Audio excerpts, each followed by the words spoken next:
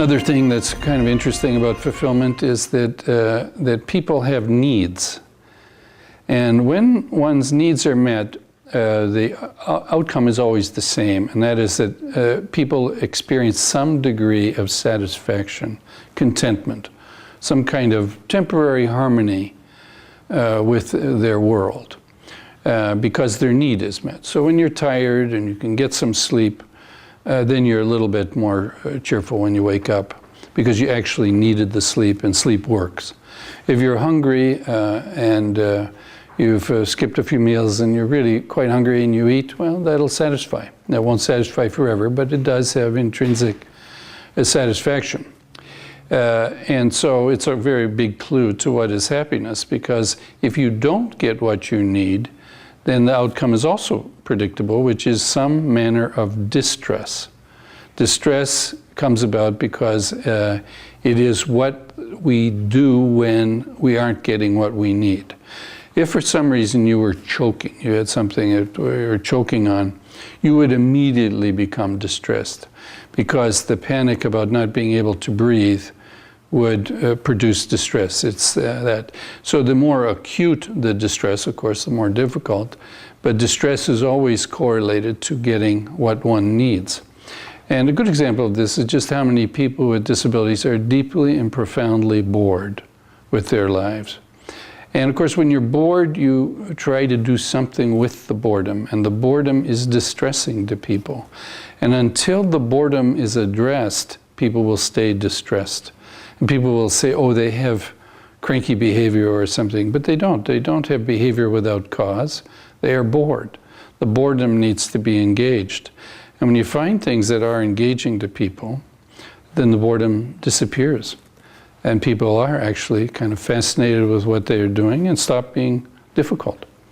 So in this sense, the fact that we can meet needs, we can engage potential, we can seek the drivers and the purposes that people have inborn in them, all reveal that you can partner with people around the question of personal fulfillment. It's not something, oh, well, it's out of my hands. No, one can become in sync with people by constantly paying attention to almost, if you like, the elements of personhood that are working for people and not working for people. And of course, you could see people whose lives change radically when the right things are in their life, and how quickly distress and unhappiness builds when they are placed in the wrong life. So in this sense, the question ultimately with personal fulfillment is, what is the right life for any of us? And of course, if the answer to that was always straightforward, then we would not have philosophers, we would not have great novels, we would not have great theater, because this is the soulful kind of search for purpose, meaning, and happiness in people's lives that is an ever-present challenge. No matter what your life was like yesterday, new issues may arise today. So in this sense, life isn't always easy, and personal fulfillment isn't always easy. But what we can have confidence in is that people can find contentment and happiness, because so many people have. And again, I start out by saying, much of what is fundamental and possibly profound to people might be very simple. It's amazing how many simple little things in life are things that people find great satisfaction in. This idea that happiness is some grand thing, that you have to do some kind of over the top and extravagant thing to be happy, it would not be consistent with human experience.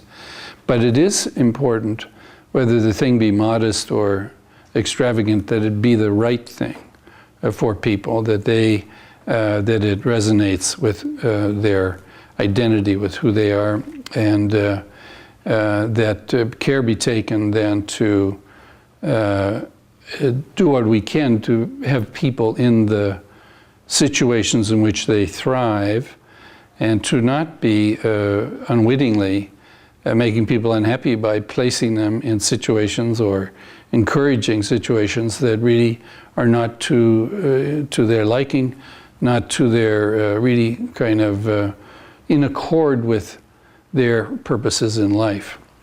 And to do that, one has to begin with a kind of respect for the person and a willingness to look past the symptoms on the surface to understand what are the underlying things that are at work in a person's life, and to partner with people. And of course, creating the right relationship with the person makes that possible, and creating the wrong relationship with the person makes everything much more difficult.